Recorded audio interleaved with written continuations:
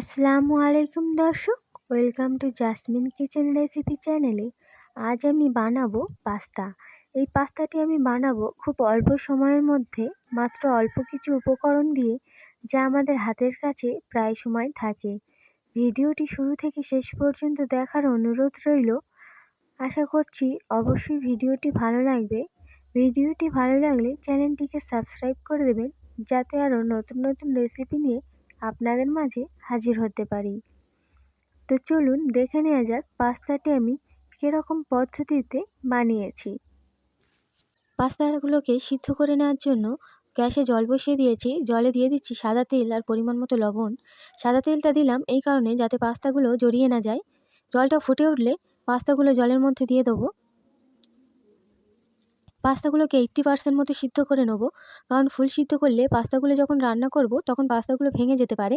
80% মতো সিদ্ধ হয়ে এলে পাস্তাগুলোকে জল ছড়িয়ে রেখে দেবো। যদি অতিরিক্ত সিদ্ধ হয়ে যায় তাহলে পাস্তাগুলোকে একটু ঠান্ডা জল দিয়ে ধুয়ে নিলেই ঠিক হয়ে যাবে। এখানে পাস্তা রান্না করার জন্য গ্যাসে কড়া বসিয়ে দিয়েছি। কড়াতে দিয়ে দেবো তেল। তেলটা গরম হয়ে এলে রসুন কুচি আর পেঁয়াজ কুচি তেলের মধ্যে দিয়ে দেবো। এখানে শুধু রসুন কুচি দিয়েছি, আদা কুচি দিইনি। এবার দিয়ে দেবো 2-3টে কাঁচামরিচ কুচি। আপনারা যদি পাস্তাটা বাচ্চাদের জন্য বানান তাহলে মরিচ না দিলেও চলবে। এখানে দিয়ে দিচ্ছি গাজর কুচি ও বিন কড়াই কুচি। আপনারা এখানে নিজেদের পছন্দের মতো যে কোনো সবজি অ্যাড করতে পারেন। আমি এখানে গাজর আর বিন কড়াই দিয়েছি। এবার দিয়ে দেবো স্বাদ মতো লবণ, 1 চামচ হলুদ,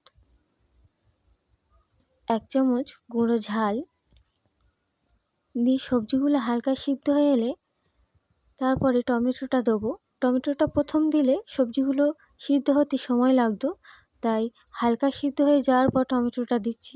এবার ভালো করে মিশিয়ে নেব। নিয়ে এবার একটা ডিম দিয়ে দেবো।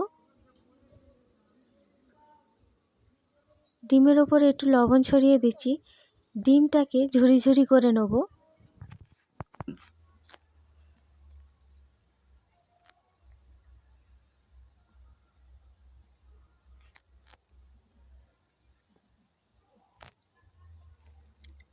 এবার ভালো করে এগুলোকে মিশিয়ে নিয়ে দিয়ে দেবো টমেটো সস 1 চামচ। আমি এখানে টমেটো দিয়েছি বেশি করে, তাই 1 চামচ সস দিচ্ছি।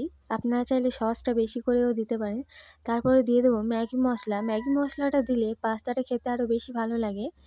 এবার পাস্তাটা দিয়ে ভালো করে 2-3 মিনিট পাস্তাটা রান্না করে নেব।